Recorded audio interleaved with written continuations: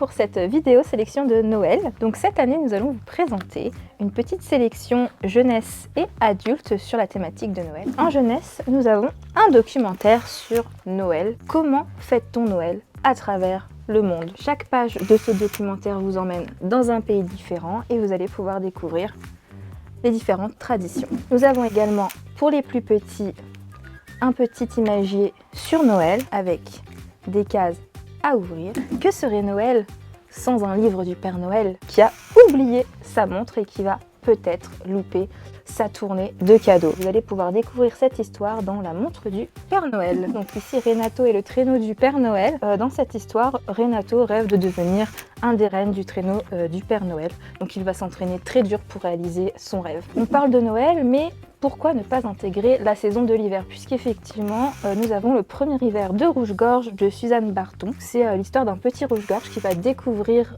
l'hiver. Cet album qui raconte l'incroyable histoire du pull de Noël, où l'on a l'aventure de Basile le moineau qui se voit du coup distribuer de magnifiques pulls bien douillés à ses amis de la forêt pour pouvoir survivre à l'hiver. Nous ne délaissons pas les plus grands, puisque nous avons une petite sélection pour les adultes. Nous allons commencer par Snowy Little Lies, une comédie romantique où l'on suit Jill, une jeune femme qui a pour l'habitude de mentir en fait à ses parents pour pas les inquiéter. Là, elle va sortir un beau mensonge à la période de Noël où elle dit qu'elle sort avec un garçon. Une saga, donc Santa les deux sapins, où l'on suit l'histoire de Pauline, une employée dans une grande boîte, et le soir de Noël, ils décident de faire une fête, mais Pauline va se retrouver dans une situation délicate. Donc c'est une saga en 3 tomes que vous pouvez découvrir dans nos bibliothèques. Un autre livre de Karen Ponte, vous reprendrez bien un peu de magie pour Noël. Cette fois-ci, nous suivons Victoria, qui n'aime pas être entourée